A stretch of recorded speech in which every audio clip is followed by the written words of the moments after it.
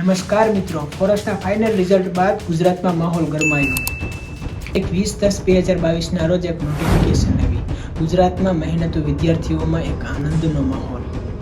પણ આવી શું ખબર હતી કે આ નોટિફિકેશન આગળ જતા વિદ્યાર્થીઓને આ આંદોલનનો માર્ગ બતાવશે. પરીક્ષાની તારીખ જાહેર કરવામાં વિલંબ. પરીક્ષા ઓફલાઈનની જગ્યાએ ઓનલાઈન.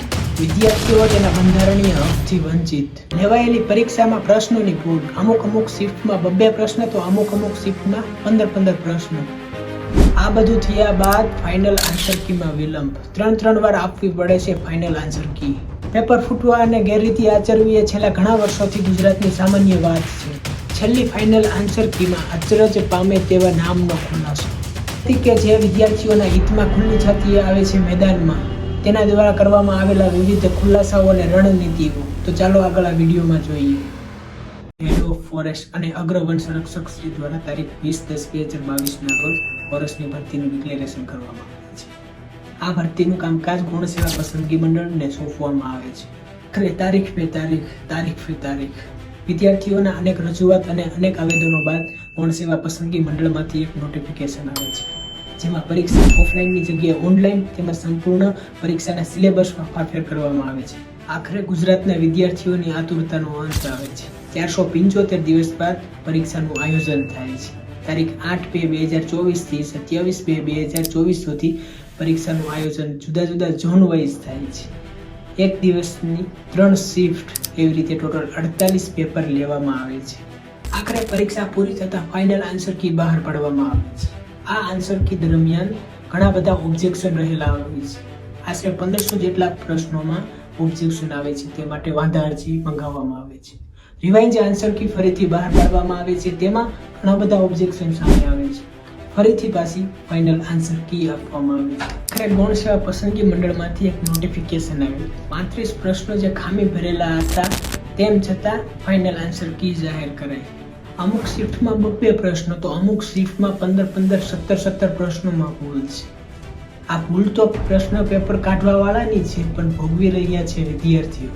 આવી ભૂલોના લીધે વિદ્યાર્થીઓના માર્કમાં પણ ઘણો ફેરફાર જોવા મળ્યો છે. આખરે નોર્મલાઇઝેશનની પ્રક્રિયા પૂરી થયા બાદ ગૌણ સેવા પસંદગી મંડળ દ્વારા તારીખ 30/7/2024ના રોજ લાયક ઠરેલા ઉમેદવારોની એક યાદી જાહેર કરવામાં આવી છે. આ યાદીમાં કુલ ભરતીના 8 ગણા ઉમેદવારોનો સમાવેશ કરવામાં આવ્યો. બહાર પાડવા આવેલી આ યાદીમાં માર્કનો ઉલ્લેખ ક્યાંય જોવા મળતો નથી. વિદ્યાર્થીઓમાં આક્રોશનો માહોલ ઊભો થાય છે. કેવી રીતે ખબર પડે કે આ વિદ્યાર્થીઓને કેટલા માર્ક વધ્યા અને કેટલા ઘટ્યા, કઈ શિફ્ટમાં કેટલો ફેરફાર જોવા મળ્યો. ત્યારબાદ ફરી એક નોટિફિકેશન આવે છે કે 6 તારીખની જગ્યાએ 9 તારીખ જાહેર કરવામાં આવી છે. શું આ સ્કેમ છે? શું આ ભરતીમાં ગોટાળો છે? આવા અનેક લોલીપોપોને નજરઅંદાજ કરી ગુજરાતના લાખો મહેનતુ વિદ્યાર્થીઓ આંદોલનના માર્ગ ઉપર આવ્યા છે. શું આ આંદોલનથી વરિષ્ઠ અધિકારીઓ તેમજ ભ્રષ્ટ નેતાઓને ફેર પડશે? ફોરેસ્ટ ભરતીના આ કૌભાંડમાં ભ્રષ્ટ નેતા, ઓનલાઈન એક્ઝામ લેતી કંપની અને વરિષ્ઠ અધિકારીઓનો હાથ છે. આખરે ઉપલા અધિકારીઓને બચાવવા માટે ઘણું કરવું પડે છે અને ઘણું ખોવું પડે છે. ગૌણ સેવા પસંદગી મંડળના સચિવ એવા હસમુખ પટેલને તો માત્ર હાથો બનાવવામાં આવ્યો છે, પરંતુ પડદા પાછળ તો ગેમ કોઈ ઓર રમી રહ્યું છે.